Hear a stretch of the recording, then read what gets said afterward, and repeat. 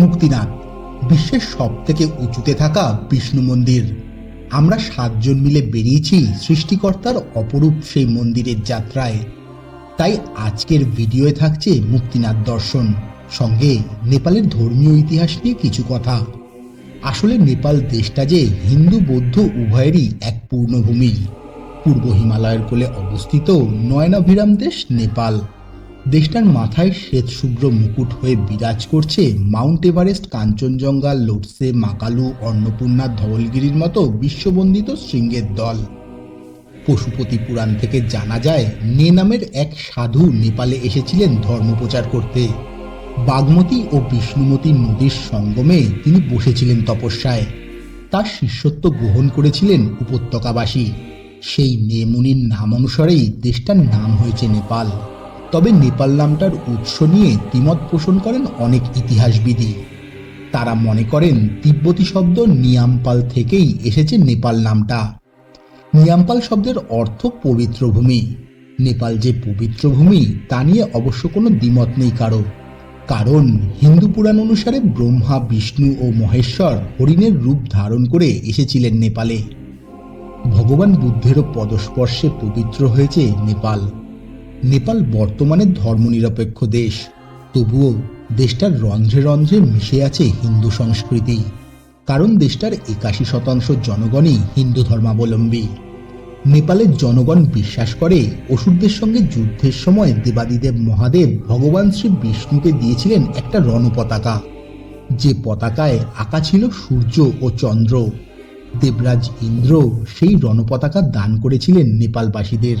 দেবতাদের দেওয়া সেই রণপতাকাই আজ নেপালের জাতীয় পতাকা।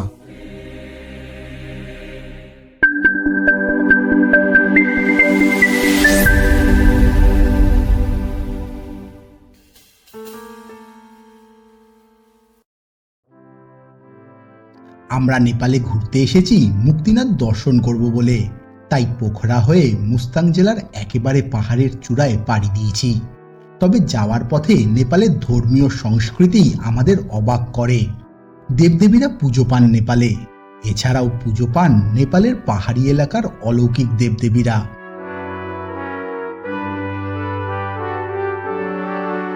হিন্দু ও বৌদ্ধদেরও পুজো পান সাধক মৎস্যেন্দ্রনাথ বা বুঙ্গাদাই। তবে সবার উপরে অবস্থান শ্রী বিষ্ণু, মহাদেব, দেবী ভবানী, মা কালী ও মা তারার। নেপালের বেশিরভাগ মন্দিরেই বিরাজ করেন এই দেবদেবীরা। নেপালে এদের বিখ্যাত মন্দিরগুলো হল পশুপতিনাথ, দোলেশ্বর মহাদেব, মুক্তিনাথ, ছাঙ্গুনারায়ণ, বুড়ো নীলকণ্ঠ, গুহেশ্বরী শক্তিপীঠ, দক্ষিণাকালী মন্দির ও মনোকামনা মন্দির। আমরা যাচ্ছি মুক্তিনাথের বিষ্ণুধামে, যেখানে আবার কালীগণ্ডকীর জলে নারায়ণ শিলাই শুধু নয়, বুদ্ধগুরু পদ্মসম্ভবারও স্পর্শ রয়েছে। আর এখানেই যে পড়েছে মাতা সীতার গণ্ডদেশ। বুঝতেই পারছেন জায়গাটার ধর্মীয় গুরুত্ব ঠিক কতটা।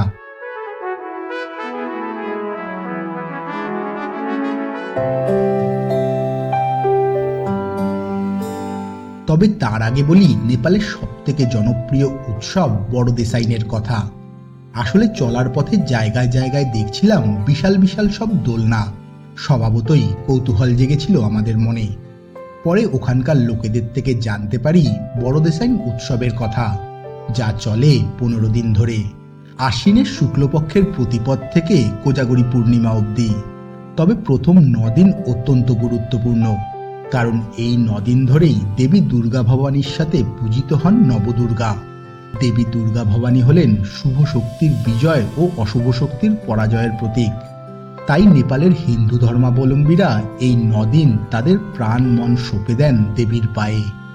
মণ্ডপে নয়, নেপালের ঘরে ঘরে পূজিত হন দুর্গা ভবানী বড়দেসাইন উৎসবে। নেপালের মানুষ বিশ্বাস করে এই উৎসব নেপালের জনজীবনে সুখ, জ্ঞান, প্রজ্ঞা, শক্তি, সৌভাগ্য, সম্পদ, সুস্বাস্থ্য, গতি, গৌরব নিয়ে আসে। নাগরিকদের ও দেশের সকল শত্রু বিনাশ করে। শরতের নীল আকাশে আগমন ঘটে দেবী দুর্গা ভবানীর। নেপালের আকাশে উঠতে শুরু করে মাঙ্গলিক ঘুড়ি। বৃষ্টি বন্ধ করার জন্য মেঘকে অনুরোধ জানায় ঘুড়িগুলো, কারণ নেপালের পবিত্র মাটিতে দুর্গা ভবানীর পা রাখার সময় তখন আগত। শুরু হবে নেপালের সবথেকে বড় উৎসব বড়দেসাইন। বাধাহীন আনন্দে মেতে উঠবে সমগ্র নেপাল। তার আগে নেপালের গ্রামগুলোর গাছে গাছে ঝুলিয়ে দেওয়া হয় ঘাসের দড়ি দিয়ে বাঁধা বাঁশের দোলনা। দেবী দুর্গা ভবানীর আশীর্বাদ লাভ করার জন্য অন্তত একবার এই দোলনায় ওঠে আবাল বৃদ্ধ বনিতা।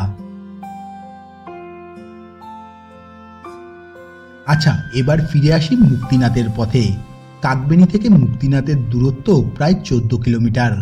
গাড়ি চলার পথও বেশ ভালো, মনে হয় নতুন তৈরি হয়েছে। পথ গিয়েছে কালীগণ্ডকীকে পাশে রেখে সবুজ হলুদে মেশানো ক্ষেতের পাশ দিয়ে।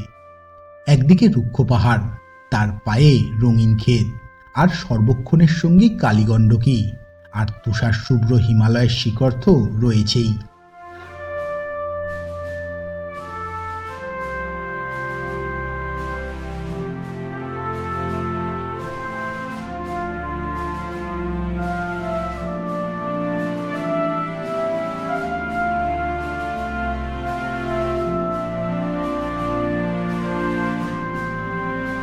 রানীপাওয়া গ্রাম পর্যন্ত গাড়ি যায়, তারপর 1.5 কিলোমিটার হেঁটে মুক্তিনাথ মন্দির। আচ্ছা, কথিত আছে কোনো এক রানী যাত্রীদের রাত্রিবাসের জন্য ধর্মশালা নির্মাণ করেন, তাই এই স্থানটির নাম রানীপাওয়া। এখানেই অবস্থিত রয়েছে বিশ্বের সবথেকে উঁচু মন্দির বিষ্ণুধাম মুক্তিনাথ, যা সমুদ্রপৃষ্ঠ থেকে প্রায় 3800 মিটার উচ্চতায় থোরংলা পাসের পাদদেশে অবস্থিত। মন্দিরের উপর 2টো কূপ রয়েছে। ভক্তদের বিশ্বাস এই 2টো কূপে ডুব দিলে পাপ মোচন হয়ে যায়।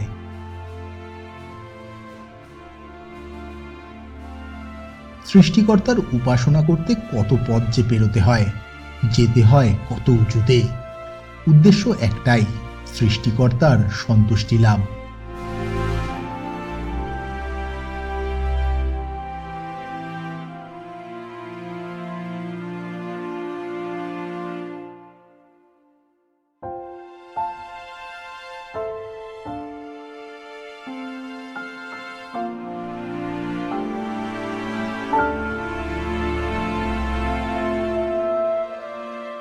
এখানেও থাকার জায়গা রয়েছে অনেক। কিছু দূর যাওয়ার পর প্রায় 400রও উপরে সিঁড়ি বেয়ে উপরে উঠতে হয়। খাড়াই অনেকটাই। এটাই পৃথিবীর সর্বোচ্চ হিন্দু মন্দির, তাই হয়তো উপরে উঠতে বাড়তি শক্তি পেয়ে গিয়েছিলাম আমরা। মূল মন্দিরের শৈলী অনেকটা প্যাগোডার মতো। মন্দিরের বিগ্রহ সোনার মানুষের সমান বিষ্ণু মূর্তি, উপবেশন অবস্থায়। দুই পাশে 2 দেবী মূর্তি, লক্ষ্মী ও সরস্বতী, আর আছে 2টো শালগ্রাম শিলা। মন্দির চত্বরে রয়েছে 108টা বিষমুখী জলধারা, যেখান থেকে গণ্ডকী নদীর পবিত্র জল নির্গত হচ্ছে। আর মন্দিরের সামনে 2টি কুণ্ড, লক্ষ্মীকুণ্ড আর সীতাকুণ্ড।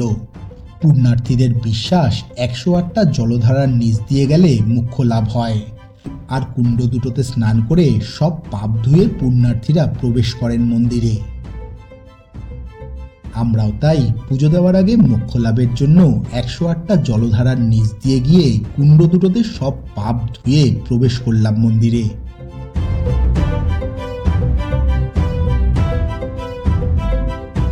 পৃথিবীর সবথেকে উঁচুতে অবস্থিত হিন্দু মন্দিরগুলোর মধ্যে অন্যতম এটা।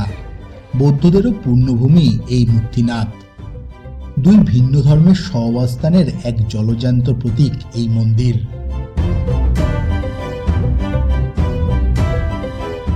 আচ্ছা, বৌদ্ধদেরও পূর্ণভূমি এই মুক্তিনাথ। কথিত আছে বৌদ্ধগুরু পদ্মসম্ভব তিব্বত যাওয়ার আগে এখানে তপস্যা করেছিলেন, আর তাই এখানে রয়েছে বিশাল একটা বুদ্ধ মূর্তিও। ইতিহাস বলে এক বৌদ্ধ ভিক্ষুণীর তত্ত্বাবধানে এক হিন্দু ব্রাহ্মণ দ্বারা অত্যন্ত সরলভাবে বিষ্ণুর পূজা অর্চনা করা হয় এই মন্দিরে। হিন্দু মন্দিরের মতোই এটা, কিন্তু এখানে পাণ্ডার কোনো উপস্থিতি নেই। পূজারীও বিগ্রহের পাশে দাঁড়িয়ে থাকে না, যাত্রী নিজেই তার ইচ্ছে মতো পুজো করেন। বৌদ্ধ ধর্মাবলম্বীরা এই মন্দিরকে বৌদ্ধ মন্দির চোমিংগ্যাৎসা বলে থাকেন। বৌদ্ধদের মতে চোমিংগ্যাৎসা ডাকিনীদের মন্দির, অর্থাৎ এই স্থান 24টি বৌদ্ধ তান্ত্রিক পীঠের একটা। পদ্মসম্ভব এবং অনেক মহাসিদ্ধগণের আশীর্বাদ ধন্য এই পীঠ।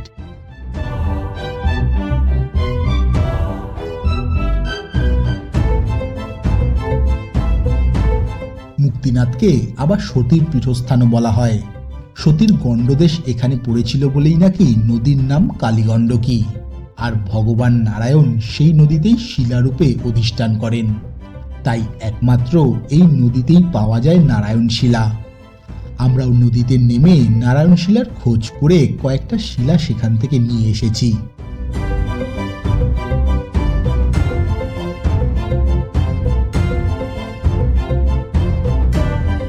মুক্তিনাথ মন্দিরটি খুব একটা প্রাচীন নয়। 1815 সালে এটি নির্মিত হয়েছে। তবে এর আগে এখানে কোনো মন্দির ছিল কিনা তার কোনো প্রামাণ্য নথি নেই। আরও কথিত রয়েছে এই স্থানটি শালগ্রাম হওয়ায় নেপালের রানী সুবর্ণপ্রভা মুক্তিনাথ মন্দিরটি স্থাপন করেন। তবে 108টা বৈষ্ণব ধর্মের মধ্যেও এই মন্দিরকে গণ্য করা হয়।